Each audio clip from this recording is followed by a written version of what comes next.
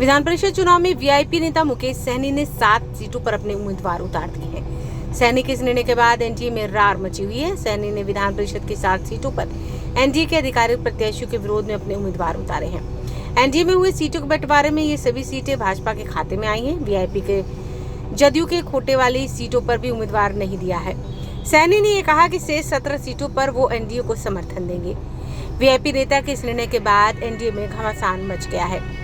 मुकेश सहनी से भड़के भाजपा नेताओं ने उनके खिलाफ मोर्चा खोल दिया है।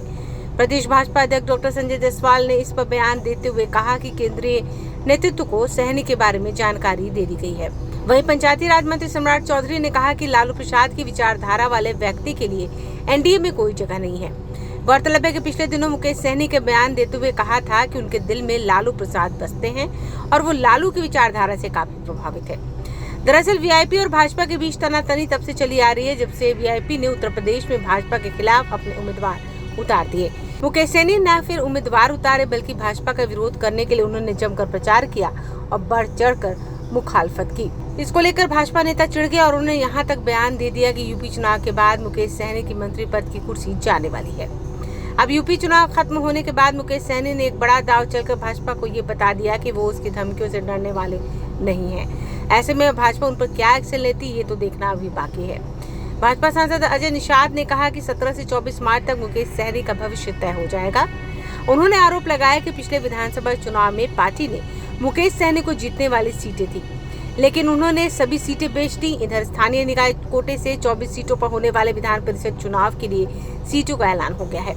एनडीए में भाजपा 12 जबकि जदयू 11 सीटों पर चुनाव लड़ रही है। एक सीट पशुपति पारस की रालोसपा के लिए है। मुकेश सहनी ने एनडीए से अपनी पार्टी के लिए भी सीटें मांगी थी, लेकिन उनकी मांग को खारिज कर दिया गया। मुकेश सहनी ने जिन उम्मीदवारों के नामों की घोषणा की उसमें बेगूसराय खगड़िया से जयराम सहनी, सहरसा मधेपुरा सुपौल से चंदन कुमार, सारण से बालमुकुंद चौहान, रोहतास कैमूर से गोविंद बिंद, पूर्णिया अररिया किशनगंज से श्यामानंद सिंह और दरभंगा से वैद्यनाथ सहनी शामिल हैं। ब्यूरो रिपोर्ट आंखें न्यूज़ 20। यदि आपने हमारे चैनल को अभी तक सब्सक्राइब नहीं किया है तो हमारे चैनल को सब्सक्राइब करें, लाइक करें, शेयर करें और कमेंट करें। क्या आप पत्रकारिता के क्षेत्र में अपना कैरियर बनाना चाहते हैं?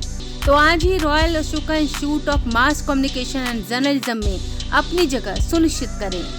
आर्यभट्ट ज्ञान विश्वविद्यालय पटना से मान्यता प्राप्त 100% प्लेसमेंट के साथ royal Ashoka institute of mass communication and journalism नामांकन जारी है। हमारा पता है DS/16 गायत्री मंदिर के समीप कंकड़ बाग पटना 8,20,000। आप हमें संपर्क भी कर सकते हैं। हमारा मोबाइल नंबर है 9955456126।